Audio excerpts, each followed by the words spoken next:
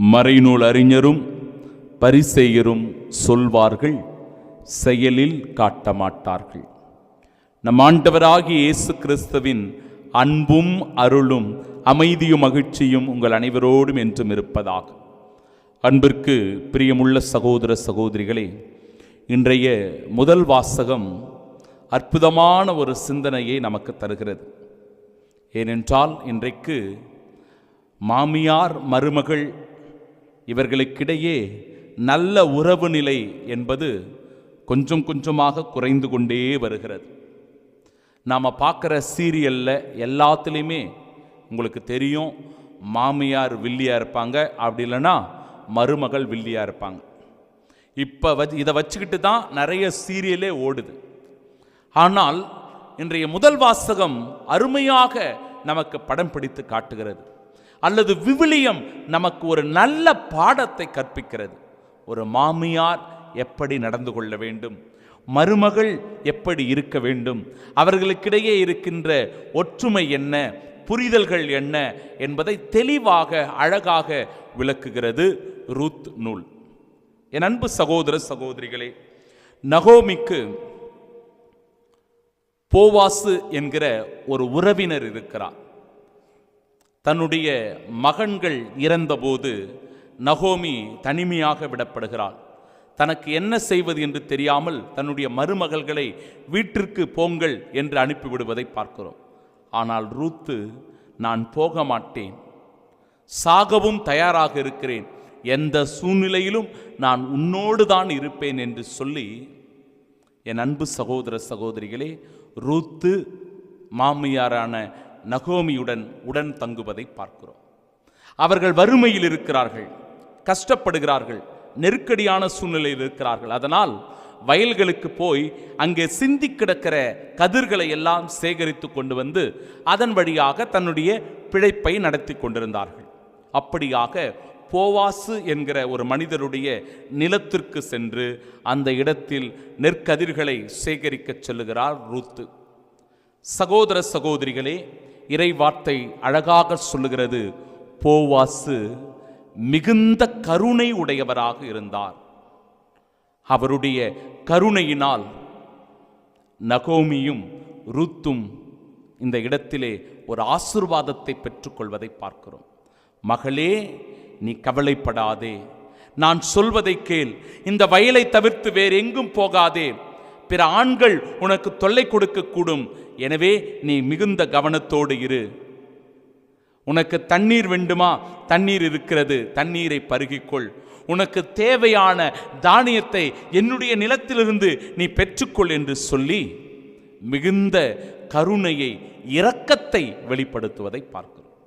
மனிதர்களாகிய நாமும் கூட இப்படிதான் கைவிடப்பட்டவர்கள், ஏழைகள், ஒடுக்கப்பட்டவர்கள், நசுக்கப்பட்டவர்கள், இந்த சமூகத்தில் மிகவும் பாதிக்கப்பட்டவர்களாக இருக்கிறவர்களின் மீது மிகுந்த கருணை உள்ளத்தோடு நடந்து கொள்ள வேண்டும். சமீபத்தில் சென்னையிலும் கூட சில போராட்டங்கள் வெடித்ததை நாம் பார்த்தோம்.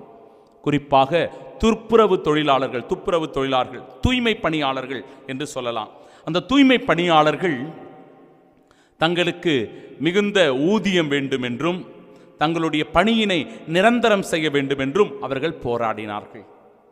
அரசாங்கமோ அல்லது அதிகாரிகளோ இப்படிப்பட்ட பாதிக்கப்பட்டு சமூகத்தில் நலிவுற்று இருக்கிற மக்களின் மீது இரக்கமுடையவர்களாக, கனிவு நிறைந்தவர்களாக, கருணையுடன் அவர்களை நடத்தக்கூடியவர்களாக இருக்க வேண்டும். அவர்களை தாக்குவதோ, சிறையில் அடைப்பதோ, அவர்களை துன்புறுத்துவதோ கூடாது. ஏனென்றால் அவர்களால் இந்த சமூகத்திற்கு ஒரு பெரும் நன்மை ஏற்பட்டு கொண்டிருக்கிறது. அவர்கள் தூய்மை செய்தால்தான் பல சாக்கடைகள், கழிவுகள் எல்லாம் தூய்மை பெறக்கூடியதாக மாறுகிறது. அப்பேற்பட்ட ஒரு பணியினை தினந்தோறும் சகிப்புத்தன்மையோடு செய்து கொண்டிருக்கிறார்கள் என்றால் அவர்கள் மீது மிகுந்த அக்கறையும் கருணையும் உடையவர்களாக நாம் நடந்து கொள்ள வேண்டும். என் அன்பு சகோதர சகோதரிகளே, இந்த புரிதலை இன்றைய நாளினுடைய முதல் வாசகத்திலிருந்து நாம் ஒப்பிட்டு பெற்றுக்கொள்ளலாம்.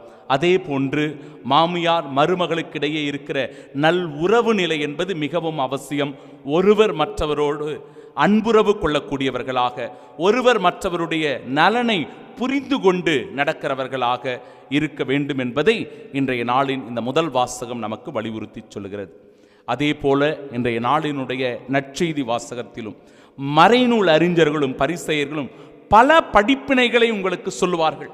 இதை செய்யணும், அதை செய்யணும், அப்படி இருக்கணும், இப்படி இருக்கணும், பல சட்ட திட்டங்களை விதிமுறைகளை நம் மீது திணிப்பார்கள். ஆனால் அப்படிப்பட்டவர்கள் சொல்வார்களே தவிர செயலில் காட்ட மாட்டார்கள். நம்மில் பல பேர் கூட, என்னை உட்பட, பல நேரங்களில் பல வாக்குறுதிகளை கொடுப்போம், பலவற்றை பேசுவோம். ஆனால் அவற்றை நாம் செயலில் வெளிப்படுத்துகிறோமா? அன்பு செய்யுங்கள் என்று சொல்லுகிறோம், அன்பு உண்மையிலேயே பிறர் மீது அக்கறை கொண்டு அன்பு செலுத்துகிறோமா? இரக்கத்தோடு நடந்து கொள்ளுங்கள் என்று சொல்லுகிறோம், இரக்கம் மிக்கவர்களாக வாழ்கிறோமா?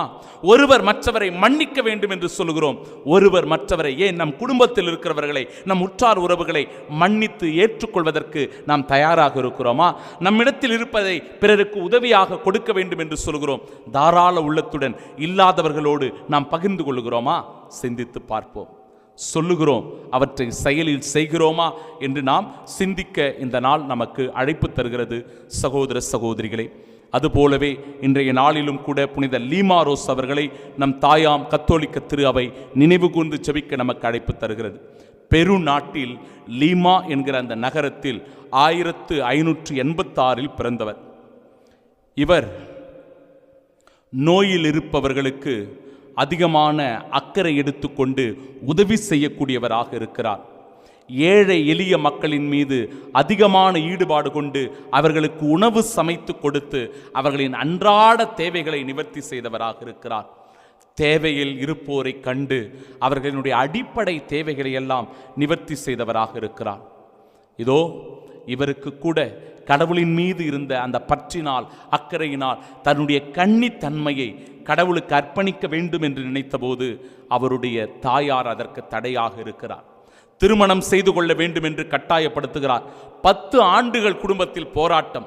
திருமணம் செய்து கொள்ள வேண்டும் என்று கட்டாயப்படுத்தப்பட்ட சூழ்நிலையில் தன்னுடைய கற்பு நெறியை கடவுளுக்கு அர்ப்பணித்து விட்ட புனித லீமாரோஸ் அவர்கள் 10 ஆண்டுகளின் போராட்டத்திற்கு பிறகு இதற்காக தன்னுடைய முடிகளை எல்லாம் அவர் வெட்டி கொண்டிருக்கிறார், உடலில் எல்லாம் காயங்களை ஏற்படுத்தி கொண்டிருக்கிறார். இறுதியில் தன்னை முழுவதுமாக கிறிஸ்துவுக்கு அர்ப்பணித்து தூய வாழ்வு வாழ்ந்து தன்னுடைய கன்னித்தன்மையை கிறிஸ்துவுக்கு அர்ப்பணித்தவராக இருக்கிறார்.